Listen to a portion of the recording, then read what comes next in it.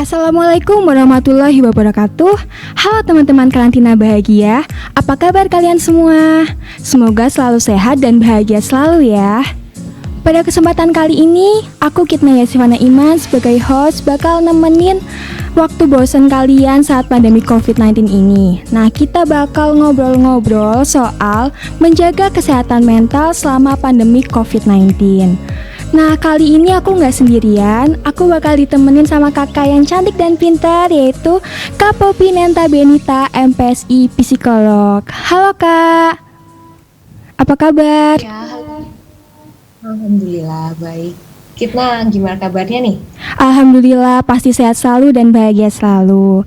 Terima kasih ya Kak Poppy udah mau meluangkan waktunya buat sharing-sharing sama teman-teman karantina bahagia. Nah, kakak boleh perkenalan dulu Kak? Oke, terima kasih. Terima kasih juga untuk audiens yang sudah menonton pada sore hari ini.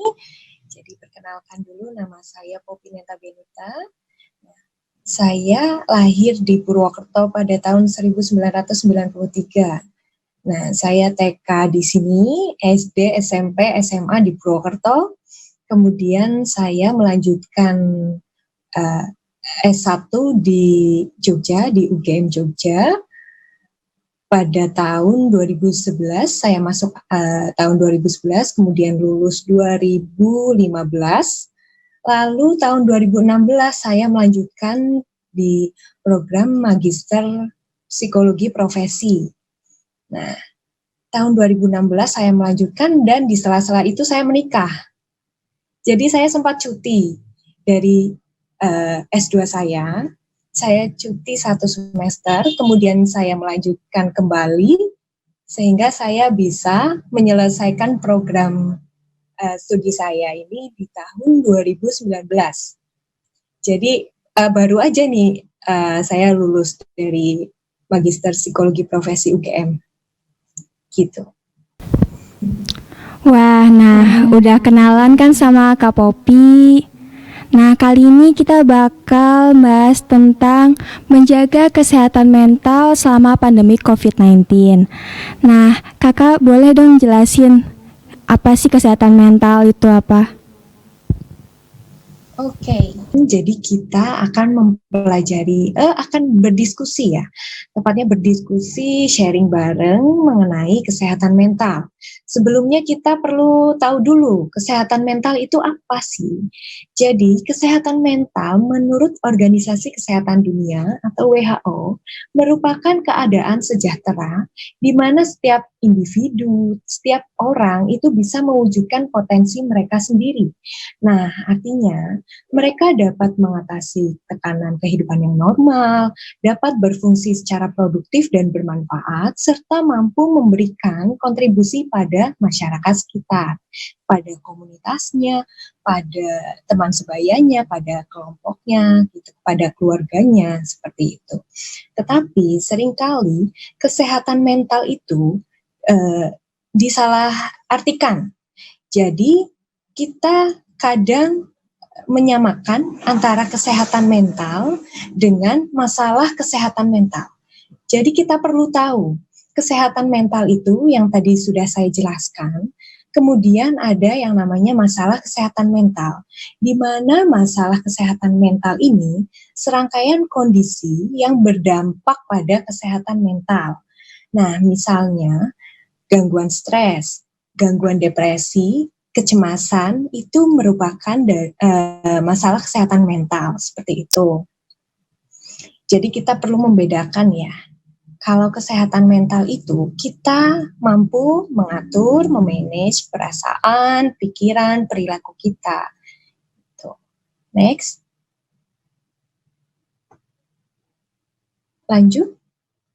Nah, untuk fenomena kesehatan mental saat ini, kita semua tahu ya, saat ini sedang krisis kita sedang istilahnya dicoba.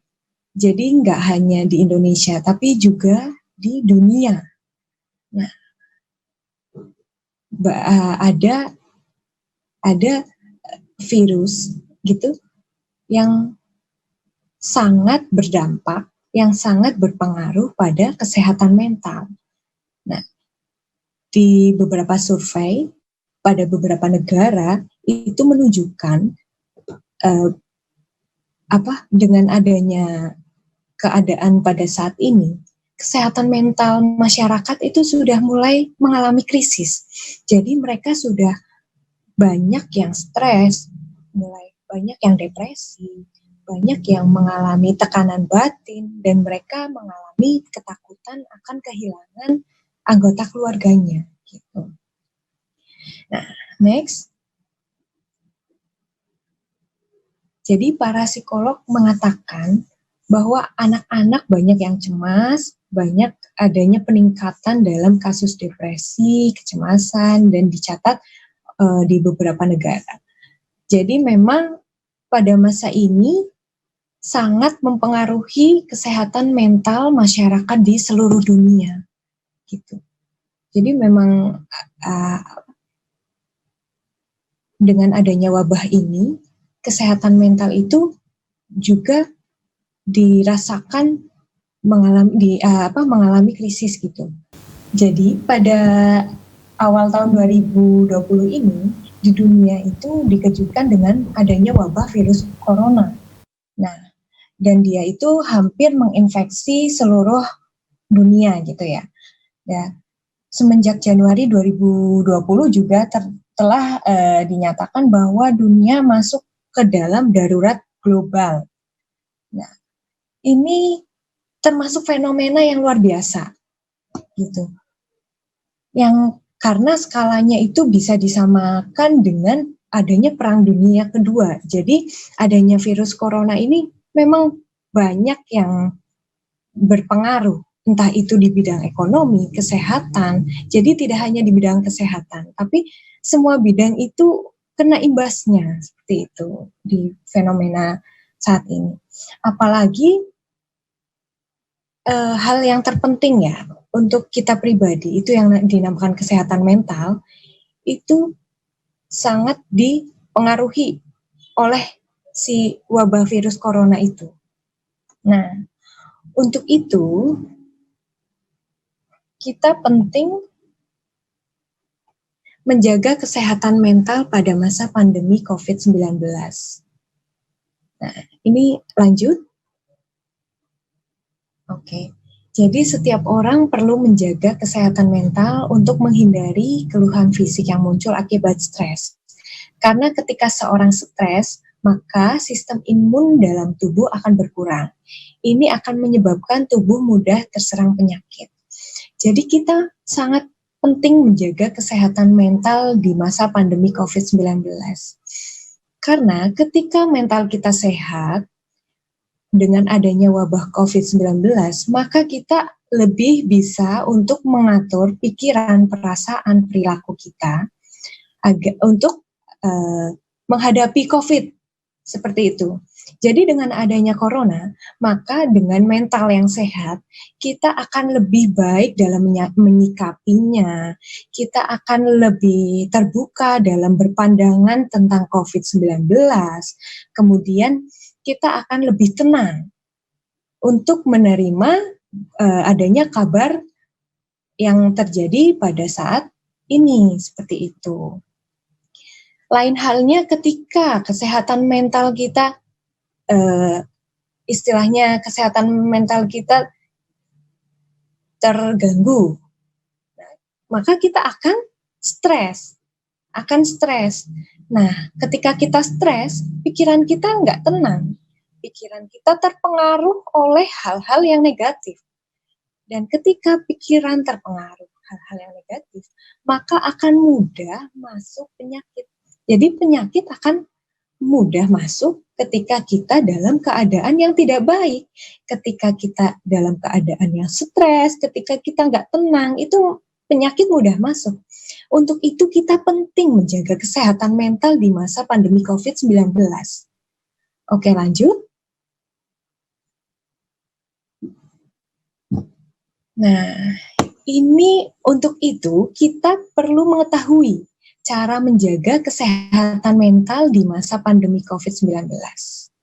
Nah, Yang pertama, kita perlu mencari sumber informasi yang dapat dipercaya. Seperti kita ketahui ya, pada saat pandemi COVID ini masuk di dunia, khususnya di Indonesia, itu banyak sekali yang namanya berita, sumber informasi, itu banyak sekali yang masuk. Baik itu akurat maupun tidak ya. Maka dari itu kita harus lebih teliti. Kita harus lebih memperhatikan sumber informasi yang kita percayai itu yang seperti apa.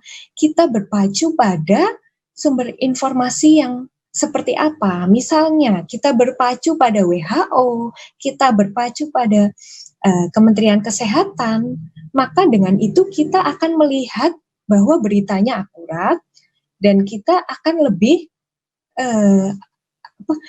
percaya pada mereka dan lebih berhati-hati gitu. Intinya kita tidak sembarang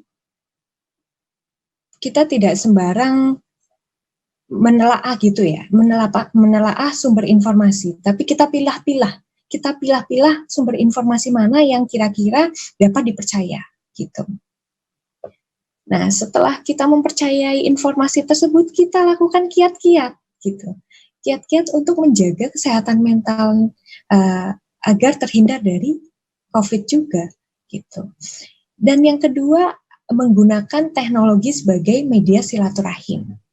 Nah, kita semua tahu bahwa di masa corona ini adanya social distancing, physical distancing gitu ya. Artinya kita tidak bisa bertemu secara fisik dengan orang lain, kita harus lebih menjaga jarak dengan orang lain, dan kita harus sering berada di rumah ya tentunya ya. Nah, untuk itu teknologi informasi itu sangat penting, sangat berguna, sangat bermanfaat untuk media silaturahim antara kita dengan teman-teman, antara kita dengan saudara, seperti itu. Agar tetap terjalin komunikasi yang komunikasi tetap terjaga seperti itu. Jadi kita andalkan yang namanya media, andalkan yang namanya teknologi untuk tetap menjaga komunikasi agar tetap baik, tetap menjaga hubungan kita dengan yang lain, seperti itu. Dan yang ketiga, perbanyak komunikasi dengan keluarga. Nah, pada masa ini kita perlu perbanyak komunikasi dengan keluarga. Hal tersebut dipercaya untuk menjaga kesehatan mental kita. Kenapa? Jadi ketika kita sharing apa yang kita lakukan, apa yang kita rasakan kepada keluarga, maka pikiran kita akan di-refresh gitu. Jadi kita merasakan, oh ya, saya nggak sendirian, masih ada keluarga gitu. Saya nggak sendirian, masih ada kakak, masih ada adik gitu. Kita saling sharing mengenai kiat-kiat menangani COVID, mengenai kiat-kiat untuk menjaga agar mental tetap sehat, seperti itu. Nah, selain itu juga sharing itu sangat bermanfaat ya, agar kita selalu waspada, selalu update juga tentang informasi yang ada di masa pandemi ini.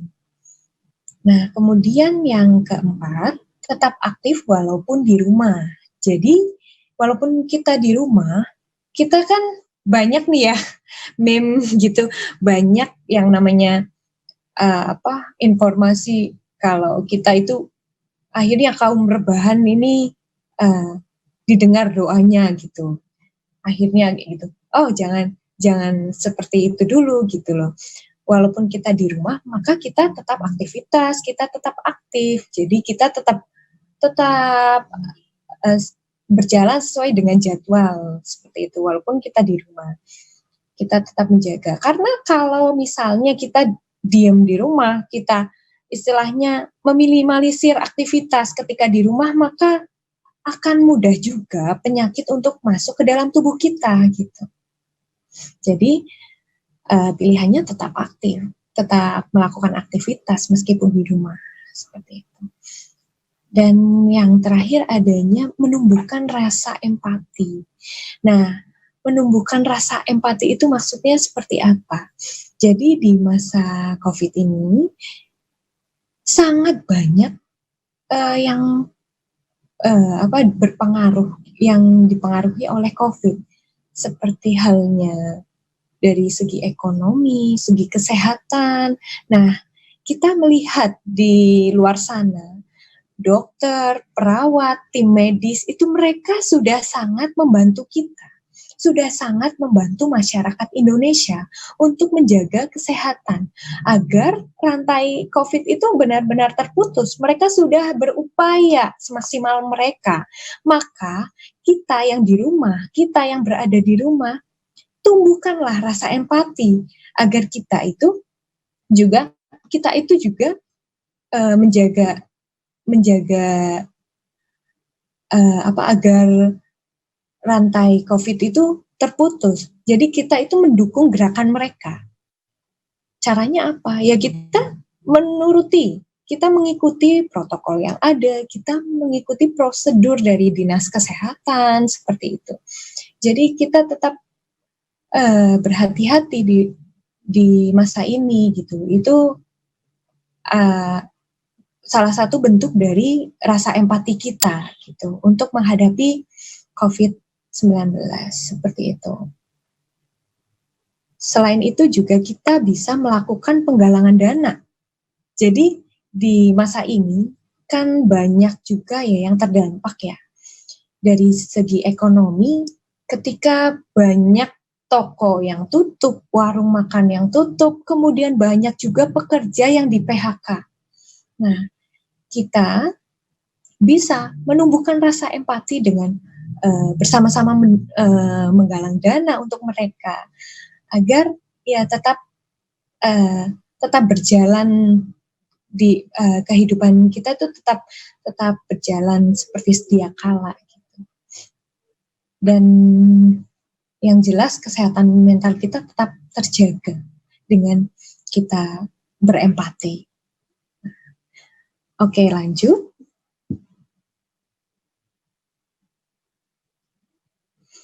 Nah, kita kan pada masa pandemi ini dianjurkan untuk lebih banyak berada di rumah ya.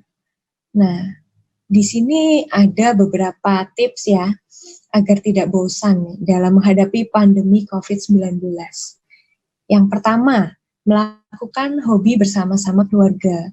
Ya, kita lakukanlah hobi, kesenangan, kita lakukan aktivitas bersama keluarga. Seperti mungkin menggambar gitu. Kalau misalnya kita punya anak masih kecil gitu, lakukanlah hobi bersama-sama. Anak itu suka menggambar, kita memberikan fasilitas gitu agar dia juga tidak bosan di rumah. Kemudian menonton film kesukaan. Nah, ini pasti banyak juga ya. Ini banyak yang hobi nonton juga ya di sini ya. Nah, di sini menonton film kesukaan itu juga bisa meminimalisir kebosanan dalam menghadapi pandemi COVID. Jadi ketika kita menonton film yang dirasa menurut kita itu filmnya itu bagus, kita tertarik pada film itu, maka akan muncul pikiran yang positif. Ketika kita pikirannya positif, maka tidak ada rasa bosan yang hadir dalam tubuh kita. Gitu. Maka yang terjadi juga afirmasi-afirmasi yang positif seperti itu. Nah, kemudian yang ketiga, membuat jadwal kegiatan. Nah, di sini membuat jadwal kegiatan, walaupun kita di rumah, kita tetap membuat jadwal, kita tetap membuat perencanaan, planning, agar nantinya kita tahu kita nih mau ngapain di rumah gitu, agar tidak bosan di rumah. Jadi mungkin jam 6 udah mulai menyapu halaman gitu. Jadi saling bantu antara keluarga. Kemudian kita membuat jadwal piket, mungkin bisa.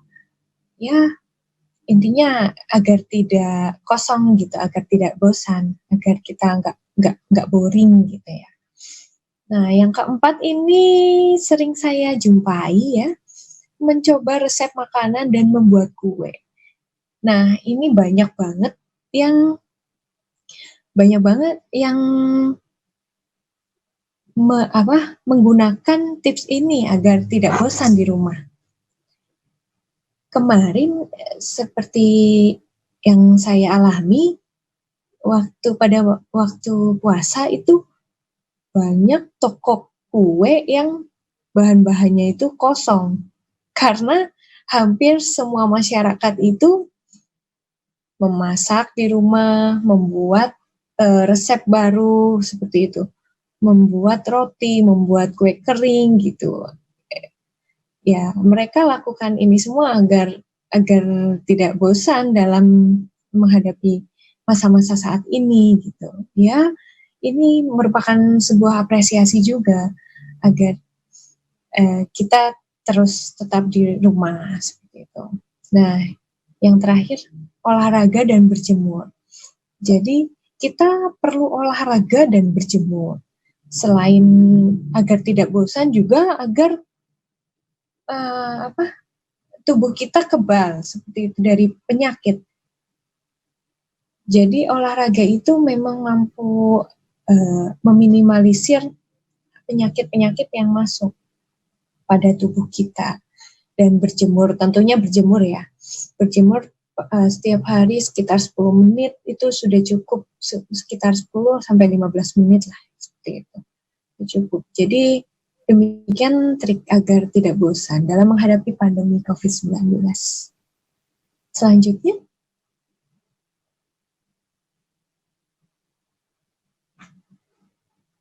next.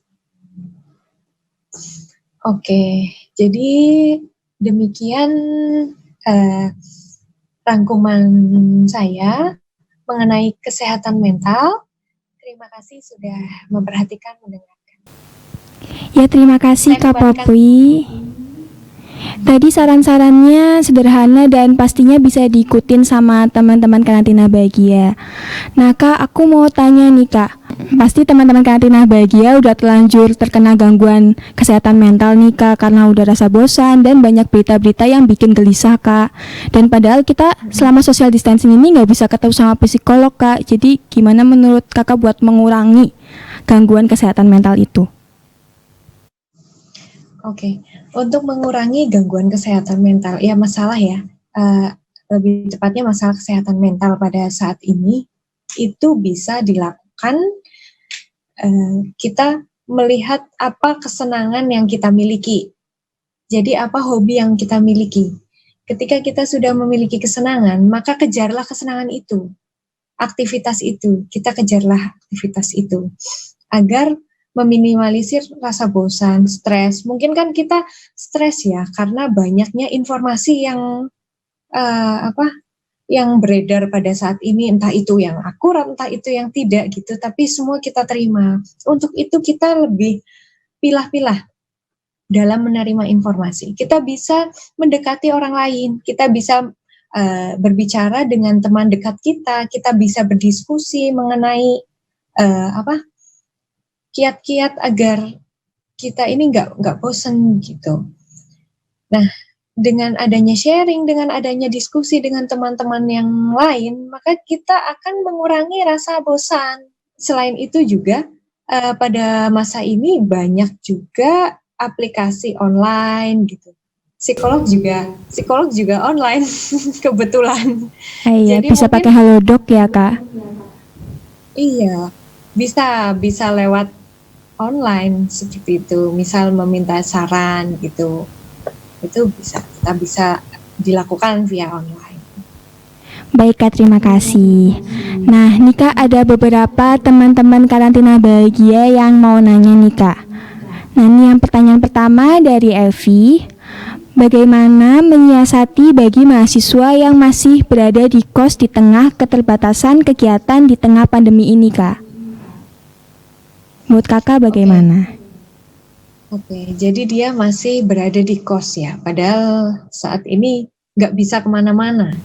Pastinya bosen banget ya. Iya tuh, Kak, pastinya. Untuk mensiasatinya, dia mencari teman-teman kosnya gitu. Dia jangan sendirian, karena ketika orang kesepian, orang sendirian, maka dia akan merasakan kesepian. Nah, ketika dia merasa kesepian, maka pikiran-pikiran aneh akan masuk masuk ke dalam dirinya. Nah, akhirnya outputnya dia mikirnya yang negatif seperti itu. Untuk itu dia carilah teman. Carilah teman. Pastikan dalam kos itu tidak hanya dia sendiri ya. Pastikan ada teman-teman yang juga belum bisa pulang gitu. Nah, dia membentuk kelompok diskusi. Dia membentuk kelompok sharing agar tetap bisa beraktivitas, tetap bisa meminimalisir kebosanannya seperti itu. Jadi jangan sampai sendirian gitu. Hindari sendirian gitu. Oh iya, Kak, begitu ya. Nah, Kak, ada pertanyaan lagi nih selanjutnya dari Meida, Kak. Bagaimana caranya bertahan bagi orang-orang yang berada dalam keluarga yang tidak harmonis, sedangkan di pandemi ini segala kegiatan banyak dikerjakan di rumah, Kak? Menurut Kakak bagaimana? Oke, jadi memang banyak saya jumpai juga yang tadinya itu harmonis karena adanya masa pandemi corona, jadi tidak harmonis karena segala sesuatu dilakukan di rumah. Jadi ketika misalnya suami istri nih, yang tadinya itu kan kerja, pulang jam 4, tapi ketika sesuatu dilakukan di rumah, semuanya dilakukan di rumah, maka kelihatan tuh kerjaan, segala sesuatu, dia mengalami stres kerja itu akan terlihat ketika di rumah.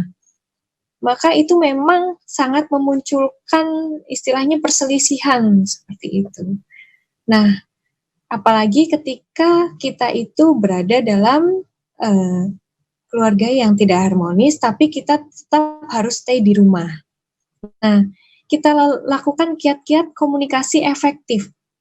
Jadi kita perlu lakukan komunikasi efektif. Yang pertama itu adanya sikap saling terbuka, sikap asertif atau sikap terbuka.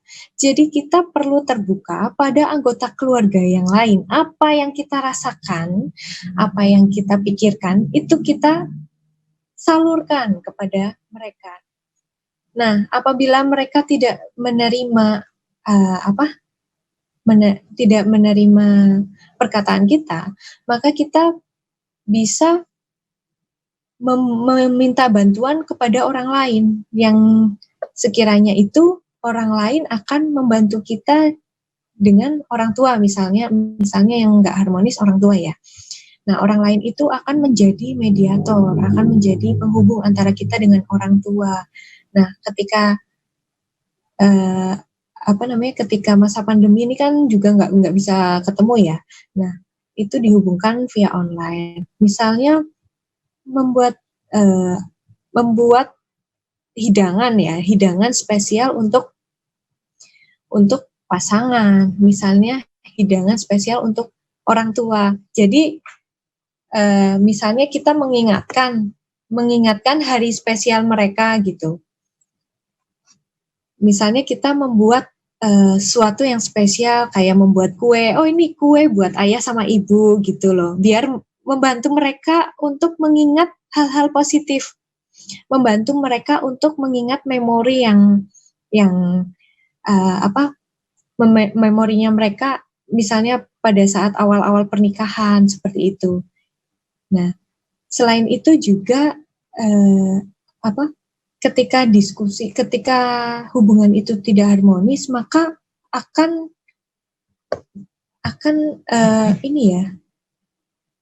sangat berkurang waktu bersamanya gitu ya.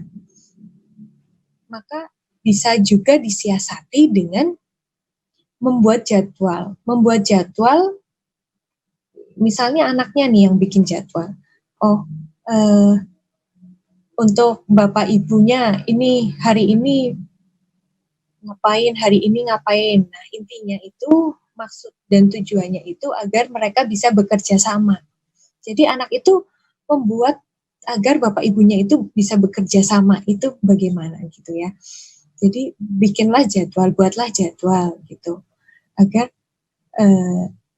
mereka bisa harmonis lagi gitu, intinya gitu. Terus pura-pura gitu ya, minta ibunya, Bu masakin ini dong gitu. Misalnya dia tahu masakan kesukaan ayahnya itu apa. Misalnya masakan kesukaan ayahnya itu sapi lada hitam. Tapi saat ini hubungan mereka nih nggak harmonis gitu. Maka kita sebagai anak bicara kepada ibu kita gitu. Bu, tolong dong masakin sapi lada hitam. Aku lagi pengen makan itu nih kayak gitu. Nah, ketika ibu memasak itu dan dihidangkan di meja makan, maka ayahnya kan akan melihat, oh ini nih kok ini makanan kesukaanku kayak gitu. Nah, mungkin siapa tahu berawal dari situ ayahnya akan terbuka hatinya seperti itu. Iya, jadi lakukanlah upaya-upaya positif yang bertujuan untuk menyatukan mereka kembali seperti itu. Oh begitu Kak. Jadi kita berusaha untuk memanfaatkan masa karantina ini untuk memperbaiki hubungan tidak harmonis itu ya Kak? Iya, betul Baik sekali. Kak, terima kasih. Kira-kira Kakak ada kesimpulan atau kata-kata motivasi buat teman Tina Bahagia Kak? Jadi saya berpesan pada masa pandemi ini tetap jaga kesehatan, tetap jaga stamina, dan tetap semangat untuk menjalani aktivitas atau kegiatan kita sehari-hari. Karena bagaimanapun Corona pasti akan kalah dengan kita yang tetap semangat dan menjaga kesehatan. Untuk itu kita bersatu. Ayo bersatu untuk memutuskan tali atau memutuskan rantai Corona itu sendiri. Dan tetap semangat. Terima kasih. Baik, terima kasih Kak Popi udah membagi ilmunya sama teman-teman karantina bahagia. Dari yang awalnya belum paham soal kesehatan mental, sekarang kita jadi lebih paham lagi soal kesehatan mental. Nah, kayaknya kita udah cukup lama nih bincang-bincangnya. Jadi mohon maaf untuk semuanya jika ada kesalahan, dan terima kasih untuk Kak Popi udah menemani kita. Sekian dari saya. Wassalamualaikum warahmatullahi wabarakatuh. Waalaikumsalam warahmatullahi wabarakatuh.